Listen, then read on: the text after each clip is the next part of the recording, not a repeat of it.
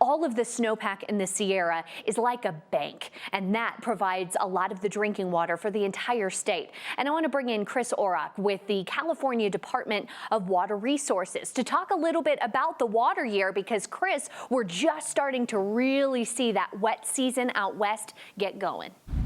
Yeah, we had a great last week in California. We had about 2.4 inches in the Central Valley, about 8 inches in the Sierras.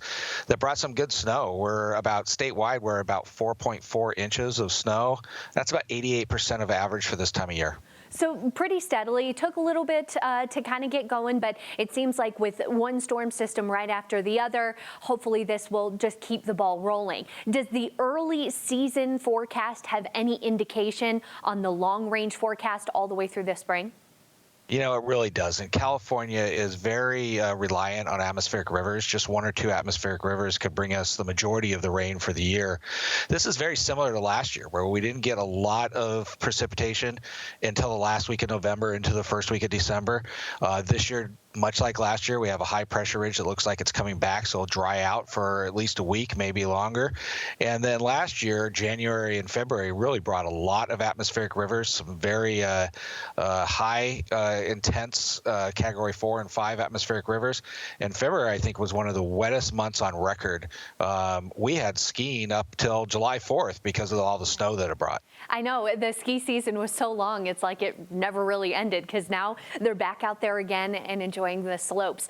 And help folks at home really get a good idea of why we should care so much about those atmospheric river storms. How all of this isn't just about, wow, the mountains are snow covered and pretty to look at, about how this really affects the day-to-day lives of everybody across the state. Well, you said it perfectly. Our snowpack is our water bank. It's about a third of our water storage in California. We call it the frozen reservoir. So you combine that with groundwater and our reservoirs, which are doing historically well. 9 out of 12 of our largest reservoirs in California are above historic average for this date because of the rain that we've gotten over the last couple of years that have been able to replenish it.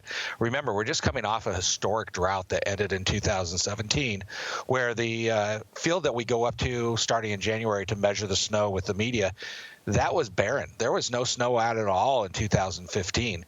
Last year when we were up there was almost 13 feet of snow in that field. Is there any, it's been very interesting too to see the correlation between the wet season and the fire season and how those two are interrelated. Is that something that you guys are already thinking about, or is that just, all right, we've got to wait till April and see what we're working with into the summer?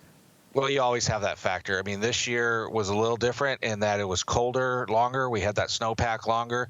But with those increased rains and the increased snow, increases vegetation that is available for fire season. So it's something that our one of our sister agencies, the California Fire and Forestry Agency, looks at all the time and how they're adjusting for that. It's always a give and take.